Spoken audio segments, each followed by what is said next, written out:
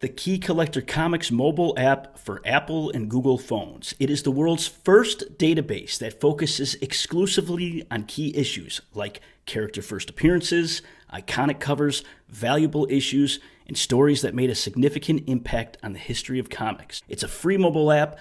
Download it or check out keycollectorcomics.com. The Edgar Church Collection is the most famous and valuable comic book collection to have surfaced in the known history of comic book collecting. CGC describes it as the most remarkable collection of vintage comic books ever discovered. Its immense size and extraordinary condition caused a major shift in both comic price structures and grading standards. It is the benchmark against which all other collections are compared. The collection was comprised of between 18 and 22,000 comics from the 1940s and 50s, the golden age of comics, and nearly all were in superior condition.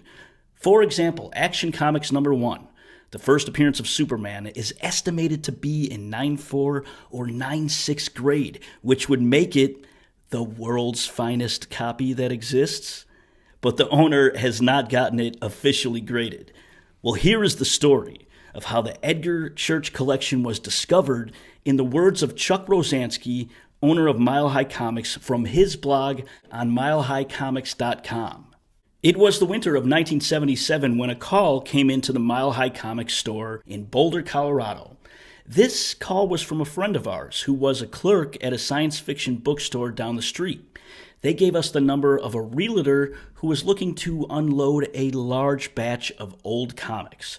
I called the realtor back. He explained he was trying to sell a house for the heirs of an estate, but that house was overflowing with junk. Well, this junk included a basement full of old cowboy and horror comics from the 50s, which they desperately wanted to dispose of immediately. And if I'd be willing to take a look at the comics to see if there were any I'd be interested in buying. Otherwise, they'd be hauled away to the trash. Well, this was more than enough for me to get very excited. We made arrangements to meet with the owners of the collection that weekend. After hanging up the phone, I recognized that familiar yet infrequent feeling that I was onto something big.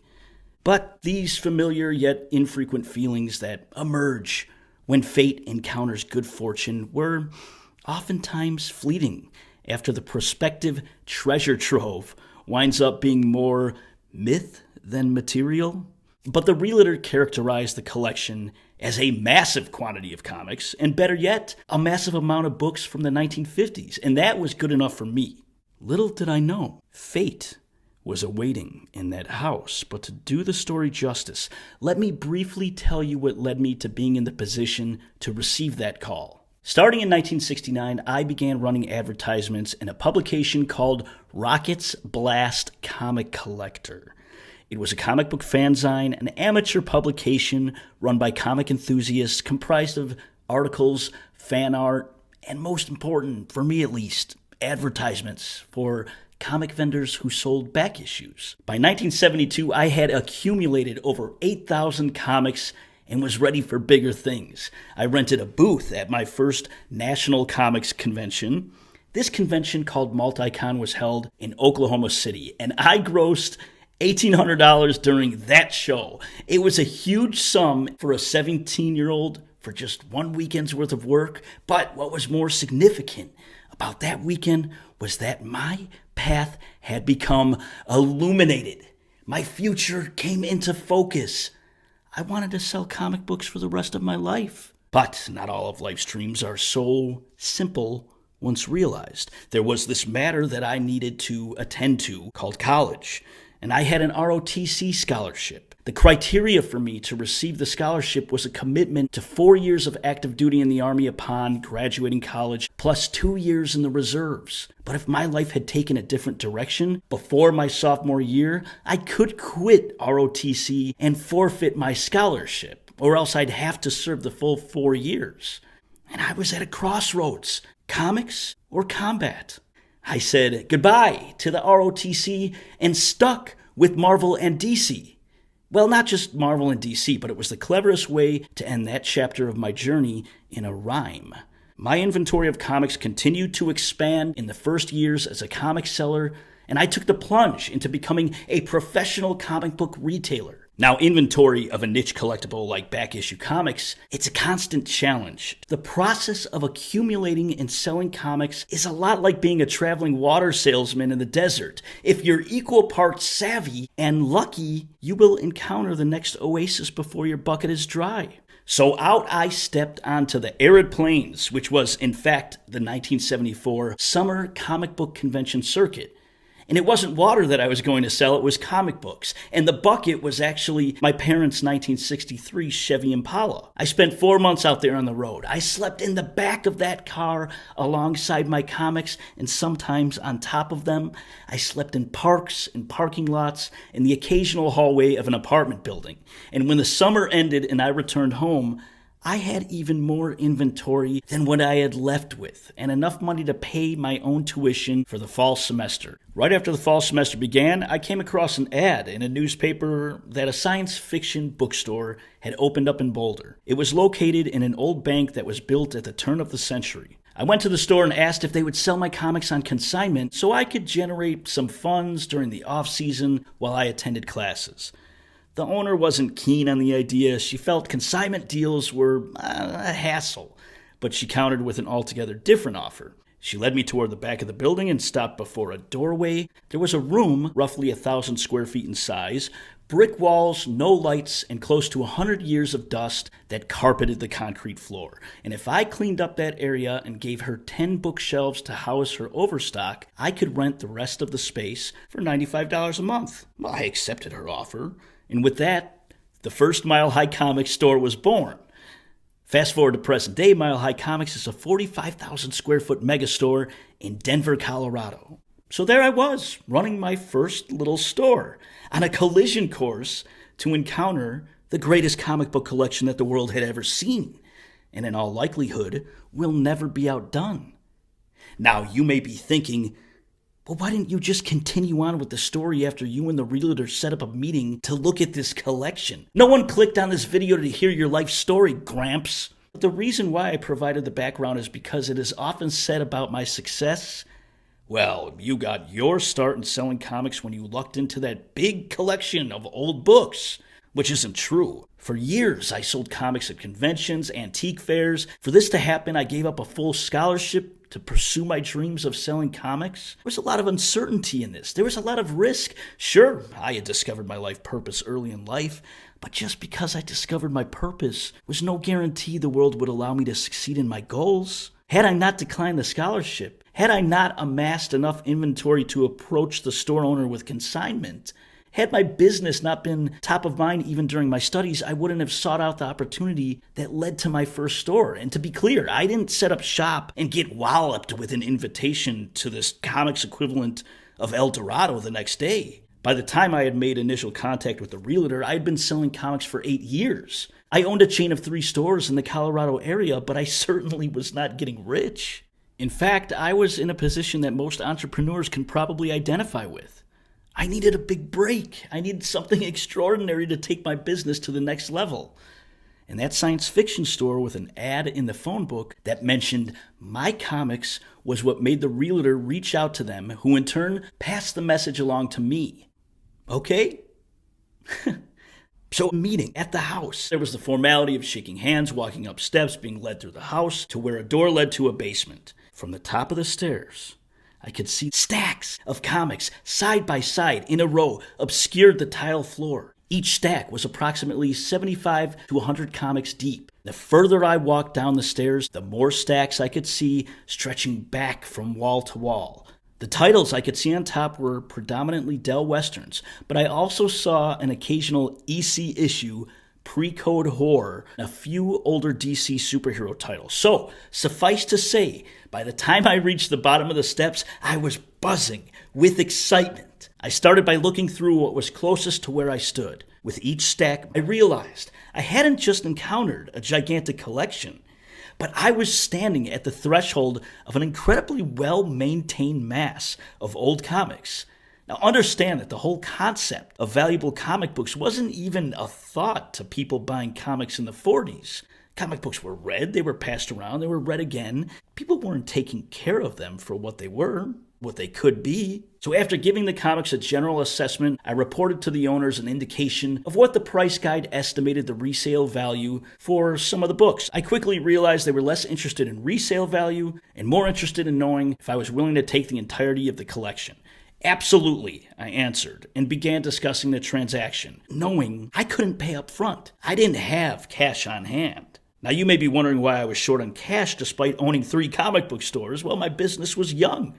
My money was tied up in expansion. And though I had an excellent track record in increasing sales, Mile High was struggling to survive. We had expanded our operation into Fort Collins, Colorado with a new store, which turned out to be a massive financial drain on the business. But despite that bad experience, I purchased a 3rd store in Denver in January of 1976. That store eventually performed rather well, but 1976 was a year in which I spent most of my time struggling to keep our stores stocked. In other words, the timing of this deal crossed my path while Mile High had huge operating costs that left little in the coffers for hefty purchases. So there I was talking to the heirs of this collection, and they said, just make us an offer.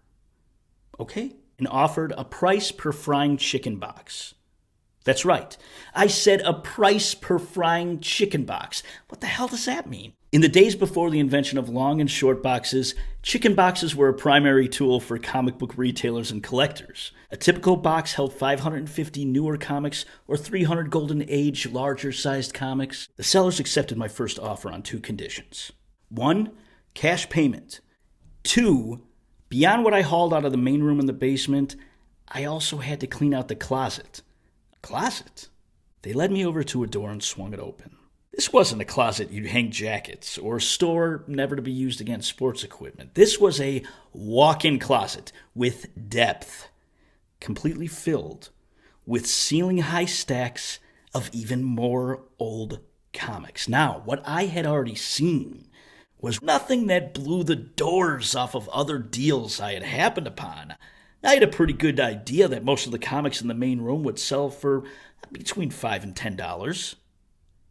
But as I peered inside this closet, my mouth became dry. My eyes darted around that room as every square centimeter of space competed for my attention. This was the moment that the story of the greatest accumulation of Golden Age comics ever discovered truly began. Even today, when I go back to that memory, the door swinging open, the blast of newsprint comic smell rushing into the corridor where I stood as if a time capsule had been excavated, cracked open, revealing innumerable tomes that birthed these pop culture gods of comic book mythology into existence. Yes, even today, when I think of that moment, I still get the chills. My sight landed on a copy of Red Raven #1.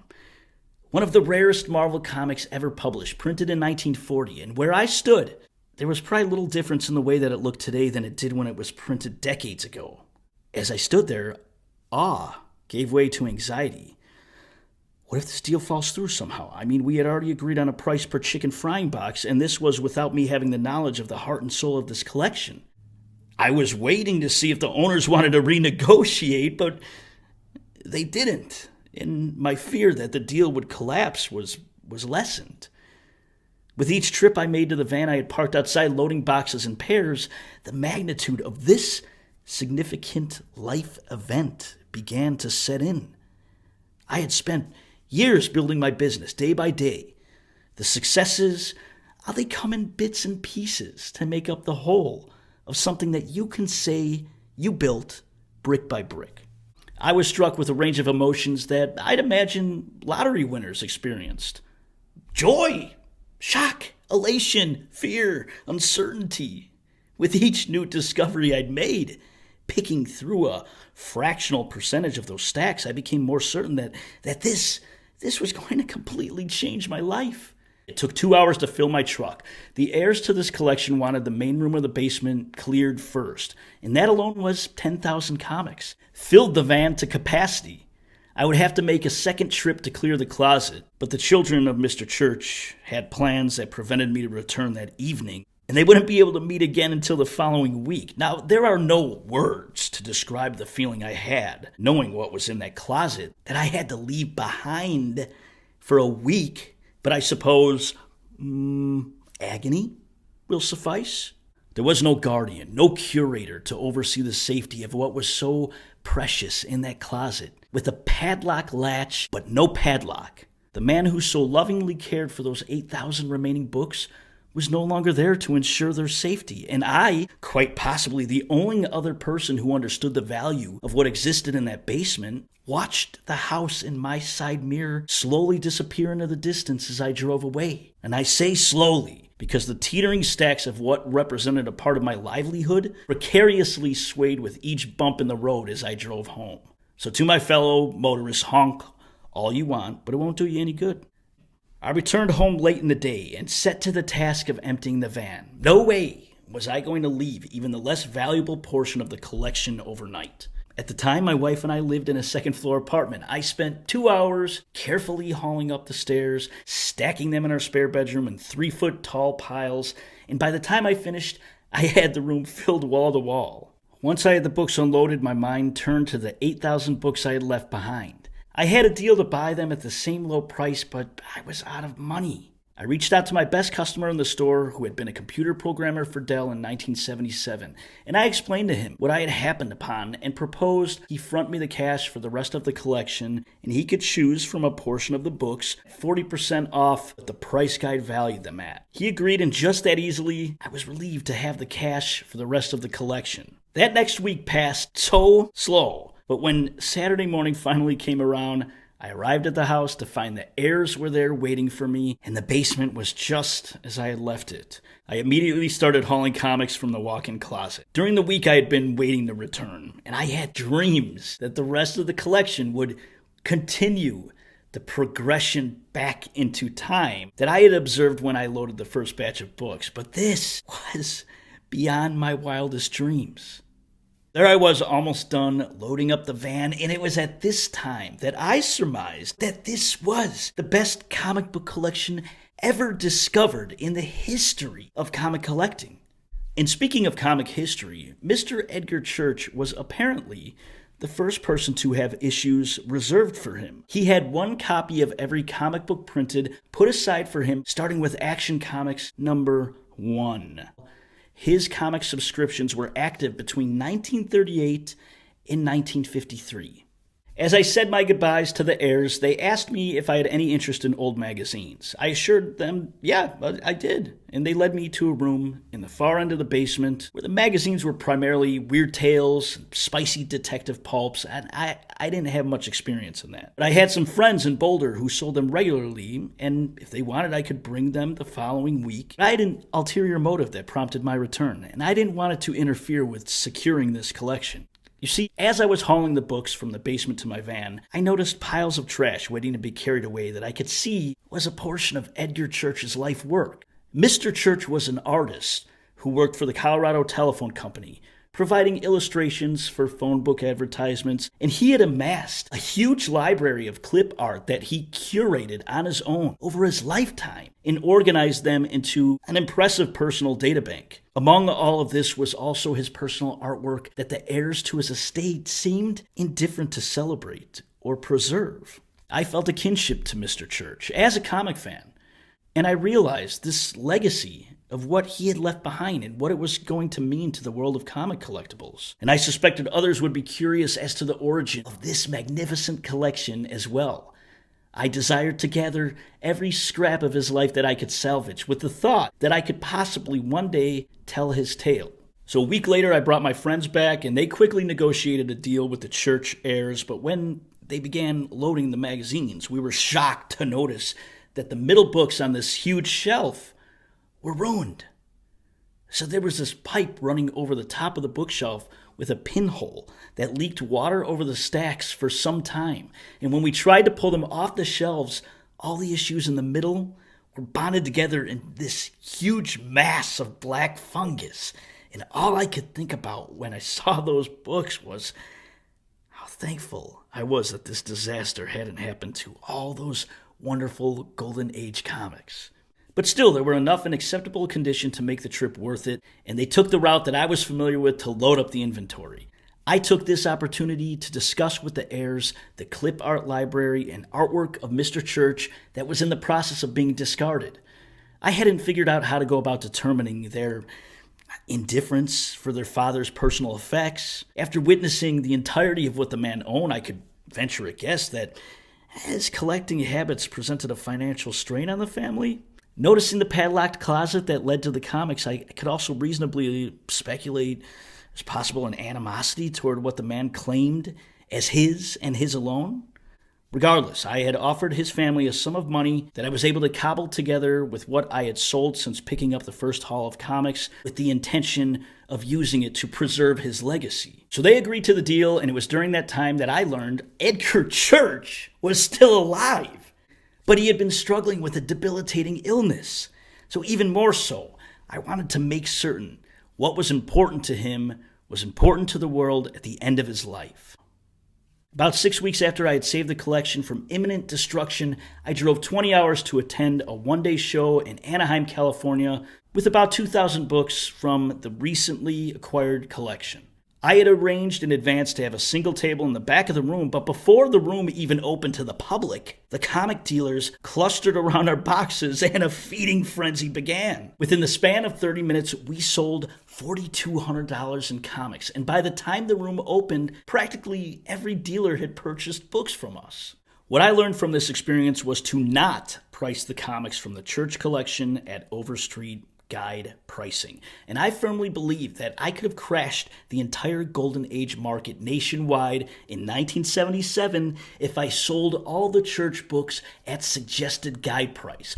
Only by making the decision to sell the church comics at multiples of 1.5 times to 2 times over guide pricing did I slow the sales enough to where the books were integrated into the Golden Age community without devaluing the rest of the comics in the market. The church comics were an anomaly, in such incredible condition that the highest general values associated with these books in a price guide, they couldn't even apply. This was also at a time when price guides did not have such a robust breakdown of grades, covering a wider spread of conditions. Regardless of these factors, I was absolutely ripped apart by the purists in the collecting community for the amount that I sold the church books, especially after rumors began circulating about how inexpensively I had purchased the collection. I was only 21 years old at the time, and it was hard to put up with this vicious public criticism, but I was confident in my decision for the long-term viability of the Golden Age market. With the small multiples over guide that I had priced the books at, in hindsight, was entirely reasonable considering what these books were worth a decade later and beyond. So with this type of revenue coming in, I was able to deploy other business ventures I had dreamed about in the comic space. I had been a mail order comics dealer when I was in high school, and I wanted to get back into that part of the business. Now, by mail order, I mean selling back issues from a catalog to be shipped to the buyer. But to be successful, you need to have a large inventory. Enter my good friend Jim Payne. Aside from being one of the few adults who took comics seriously, Jim was as kind and gentle a man who had ever sold comics. After hearing about the church collection, he called me with a proposition. He wanted to trade his store, plus approximately 100,000 comics that he had accumulated, for a portion of the Edgar Church Collection. Had this offer come from anyone besides Jim, I would have told them, get lost! But my sense of obligation to him, for all of his kindness to me when I was first getting started, ran very deep. We met, worked out a deal, and I gave him his pick of approximately 10% of the entire Edgar Church collection in exchange for his store and comics. The deal worked for me on a business and personal level. It allowed me to return the kindness Jim had offered me by allowing him to gracefully retire from the comics business. It also eventually led to what I feel was the single most important contribution I was able to make to the world of comics. Between the 100,000 back issues from Jim, combined with the 150,000 I already owned, I had the necessary stock to launch my mail order business, which, look, I will explain how significant that was. While I was in Manhattan negotiating with Marvel management about distribution issues, I inquired about purchasing advertising space in their new comics. Marvel was hesitant to advertise catalogs because their consumer research led them to believe their readers did not want to view ads for a mail-away catalog. Fine, but I pointed out to them that while comic collecting was a growing hobby and comic book stores were beginning to proliferate, still 94% of their consumers were purchasing their books from newsstands and convenience stores, not comic book stores. But if I could show readers that there was value in their collections through my ads, I suspected that would greatly stimulate sales. The president of Marvel at the time, Jim Galton, liked my idea, and he offered me the ad space for $21,000 cash for the center 2 pages of all Marvel comics for a period of 9 weeks. I believe that my ads between 1980 and 1987 also helped stimulate demand, and all because I found that closet full of Edgar Church's comics. Without a doubt, his books changed the world of Golden Age comics forever, but I think they also changed the world of new comics by proving the potential value that comics had as time progressed. I have to think that he would have liked knowing that his comic collection was so influential. As I said, it changed my life drastically as well. Earlier, I hinted at public criticism that surrounded this deal, which worsened as the rest of the comics world gradually heard about the collection. The public perception of my role went from being a struggling yet successful comics entrepreneur to being a guy who succeeded in the world of comics solely because the fates dealt me a lucky hand. Or worse, someone who had succeeded by taking advantage of the church heirs' lack of knowledge about comic book value, which, by the way, they were certainly prepared to throw out. I found myself being accosted, sometimes even attacked in public by people I didn't even know for either buying the collection too cheaply or selling the comics for too much. I found these charges to be incredibly ironic, as the perception of my wealth far exceeded the actual reality, because truth be told, after selling, costs, taxes, the Edgar Church books contributed less than $1,000 per week into the Mile High Comics cash flow. And while that is a significant amount of money for a private individual, it's a very meager amount of growth capital for a struggling young company. I did my best to invest that money wisely, but by 1987, it's gone. All I was left with were Red Raven #1, all the issues of The Spirit from Quality and Fiction House, and about 100 mixed issues that had piqued my personal interest. But I had 100% stock in Mile High Comics, Inc. I'm often asked if I regret selling those books when I did, considering what they are worth today. Understand that the cost of ramping up our operations to handle the logistics of selling this collection was an expensive endeavor. Creating and printing the catalogs, buying ads, installing a burglar alarm to make sure that nothing got stolen. Every time I turned around, I was having to sell books wholesale in order to cover the costs. But what made this particularly painful was that there was only one copy of each issue, and once it's sold, it was gone forever. Overall, I estimate I had to sell nearly a third of the books in the collections just to cover the cost of the sales and administrative expenses of bringing this collection to market. But do I regret selling them? While Edgar Church's comics were his legacy, Mile High Comics will be mine. Edgar Church's comics may still have a greater value on paper, but Mile High is my creation. It grows stronger every day. We've now shipped over $70 million in orders to about 400,000 comic fans around the world. We've helped those fans build their collections. And simultaneously, we help the comics industry by providing critical sales volume during even the darkest days. Upon reflection, after 25 years of living with what some call the curse of the Edgar Church Collection, I guess I finally found peace. I'll still be known to most people in the comics world as the guy who found the great collection, and I can accept it. But Edgar Church helped me achieve my childhood dream, and I've decided that I don't mind one bit sharing that credit with him. Thanks for listening to this story from Mr. Chuck Rozanski, the owner of Mile High Comics. And check out Key Collector Comics. It's the world's first resource that focuses exclusively on comic books of significance like first appearances, iconic covers, origins, and many other issues that have impacted the history of comic books.